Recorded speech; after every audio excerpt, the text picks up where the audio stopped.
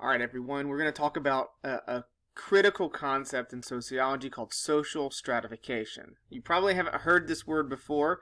It's pretty common in sociology and somewhat across the social sciences, but it's not the kind of term that you talk about in your dinner table conversation. So let's talk about what sociologists mean by social stratification and how we can think about stratification in our own society.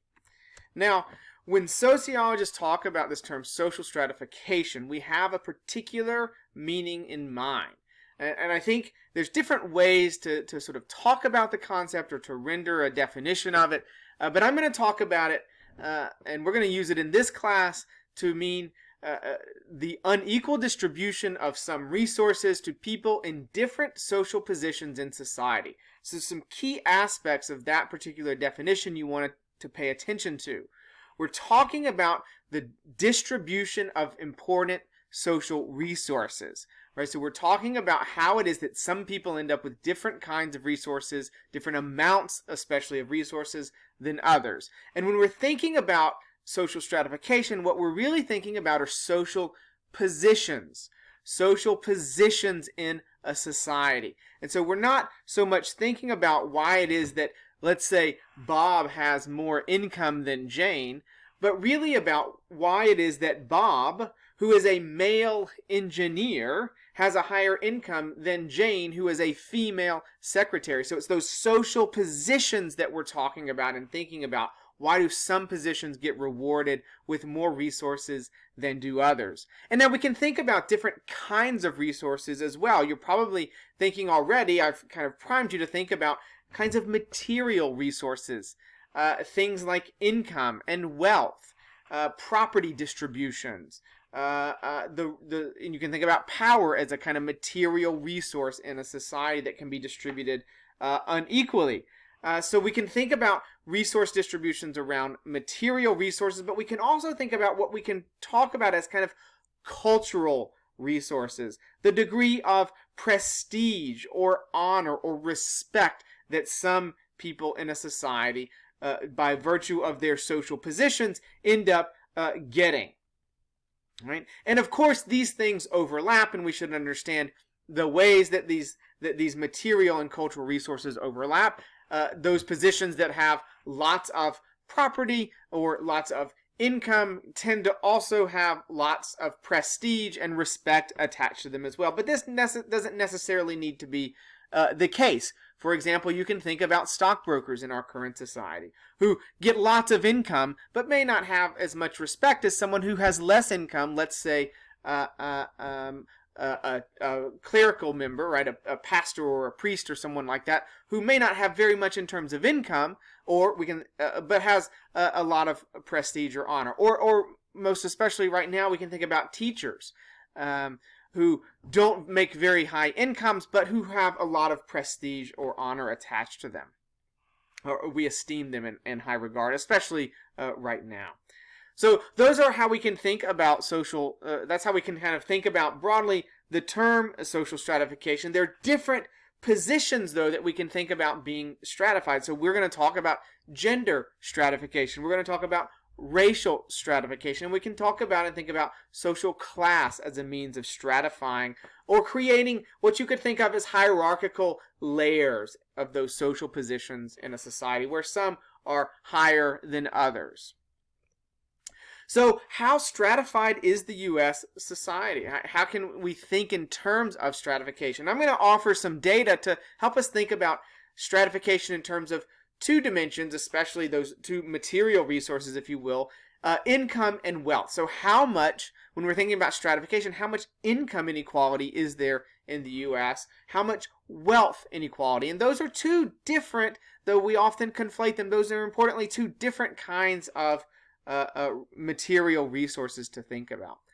Now, one of the most important trends that we've seen that's really been a trend over the last 40 or maybe 50 years is a dramatic growth of income inequality, where we're seeing, and you can see it in this trend line especially, where it's, of course, always, by definition, actually, the case that the average incomes of those in the very top of the income distribution are higher, the degree to which they're higher, exactly how much higher their average incomes are, that has changed. And you can note, if you look at this graph, you can see that the change really begins notably in the early 1970s and takes off by the 1980s. So this purplish line here that you're seeing is really the average annual incomes of the very top 0.1% of the income distribution. So those at the very top of the income distribution. They've always had more. In the 1950s, they of course had more, and they had notably more than those who were even in the top 5% in terms of income. But the takeoff really happens in the 70s and especially in the 1980s, where the amount of income that they're getting is so dramatically more than even the top 5% of the income distribution, and certainly dramatically more than the rest of society, the bottom 90% of average of income earners. So when we're thinking about the growth of income inequality, this is a dynamic thing. It changes over time. And what's really notable here that you need to understand is that it's really driven in the last 40 years by a super dramatic increase of incomes at the very top of the income distribution. Well, let's think about wealth. Wealth is another way to think about another kind of resource we can think about. It's different than income. And the way that I try to think about this is that wealth or income is the kind of thing you use to buy milk and bread and clothing on a daily basis, whereas wealth is a stock of assets that you own at a particular time and importantly can be used to generate new sources of wealth and advantage for you and those you're willing to share your wealth with, so usually your family, for example.